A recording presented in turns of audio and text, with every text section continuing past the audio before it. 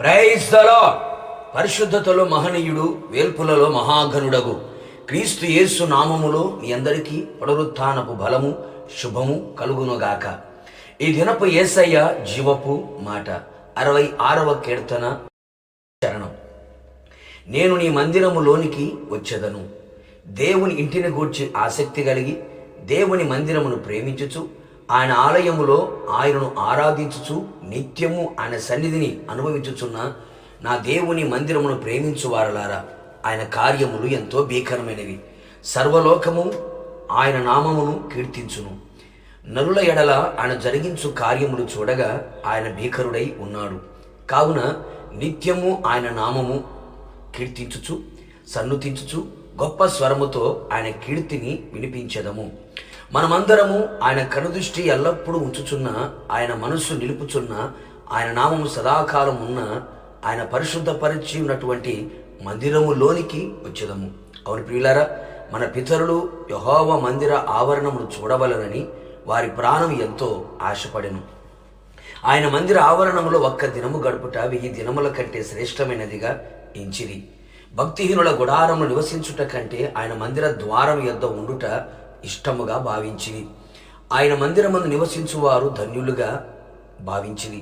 మందిరములోని మేలుల చేత తృప్తి పొందిన వారు కలరు, సమృద్ధి చేత సంతృప్తి పొందిన వారు ఉన్నారు.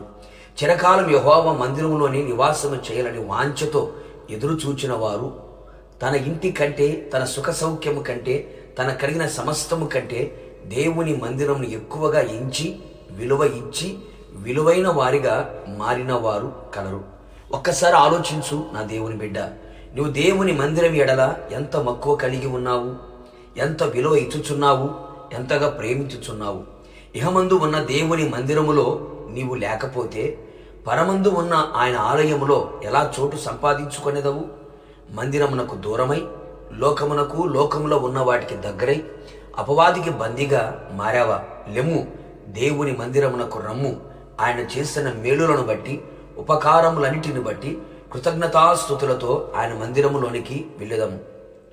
ఆయన పరిశుద్ధుడు గనుక ఆయన ఆరాధించుటకు ఆయన ఆలయములోకి పరిశుద్ధ అలంకృతులమై వెళ్ళెదము.